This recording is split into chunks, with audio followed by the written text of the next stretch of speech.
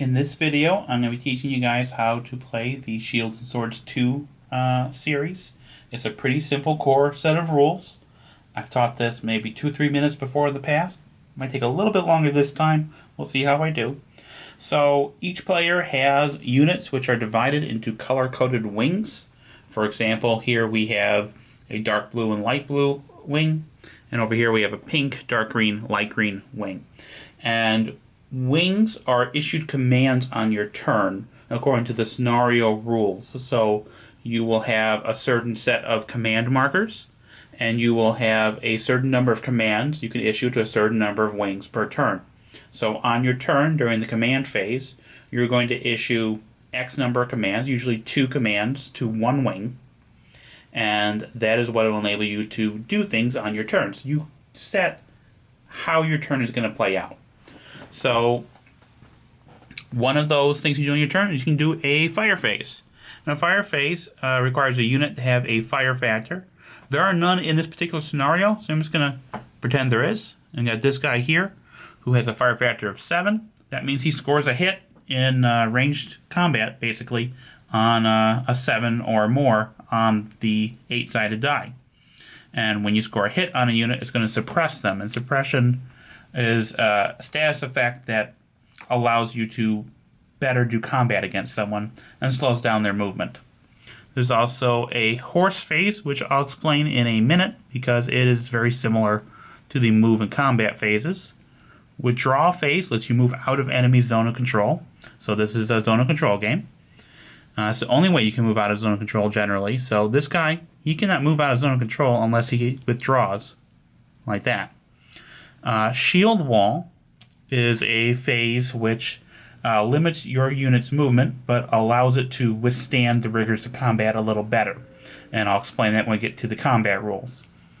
Move phase lets you move. Each unit can move 3 hexes in a move phase. Combat phase lets you do combat. And the way combat works is each unit has a unit type. There are veterans, levies, horse units, etc. And each unit has a combat class. It is the letter on the counter. For example, the B here, there's a B class levy unit. And how combat works is you're going to adjust that combat class up and down. So B can become an A in certain circumstances, or it can become a C in certain circumstances. For example, if you are in shield wall and you're attacking, you're going to go down from a B to a C. If you are attacking someone in shield wall, your combat class will go down. If you have a unit in shield wall, attacking unit in shield wall, that's going to stack, and that combat class is going to go down by 2 levels, so the B would become a D. You also have a modifier to your die roll, which is determined by the unit type. So here, you can zoom out a bit there, Mary.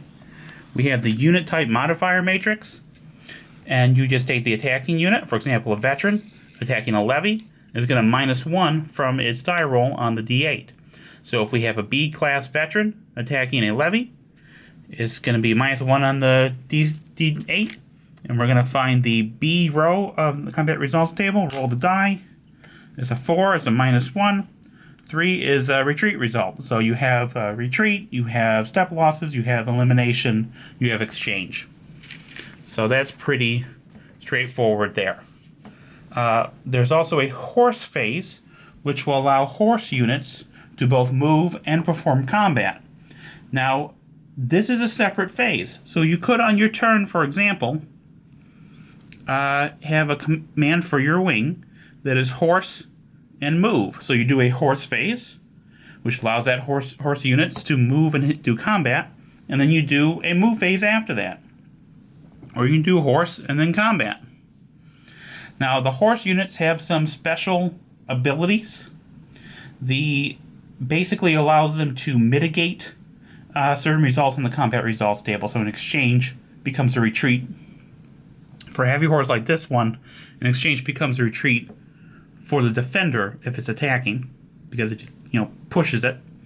And for a light horse, it becomes a retreat for the light horse unit. There is also a bonus phase, and the bonus marker combines with any of the other phases to make them better. Bonus and a move lets you move 6 hexes, basically perform 2 move phases in a row. Bonus in combat lets you perform either 2 combat phases in a row or 1 more powerful combat phase with the combat class going up a level. Now, after you've done the phases on your turn, we come to the initiative phase. Now, one player is going to have an initiative marker, and that player has the initiative. During the initiative phase of a player's turn, they can declare initiative. By declaring initiative, they are giving this marker, giving initiative to the other player, but then are themselves taking a second turn in a row. And this is going to pass back and forth between player and player over the course of the game. Some scenarios, some games have a special rule that triggers when initiative is used. For example, in Grunwald Swords, the use of initiative is going to trigger the retreat of the Lithuanians, and then their return once it's used again. And that's kind of the basic overview of the system and the game. Now, the other key thing about this game is at the end of your turn, your opponent is going to check for victory. So both players are earning victory points over the course of a game, and you're going to check for your victory condition at the end of my turn, and I'm going to check for my victory condition at the end of your turn, which means if I achieve my victory condition on my turn, you have the chance to negate that on your turn. And that pretty much is the entire game in a nutshell. It's a very simple game for a very quick playing for medieval battles. There we go.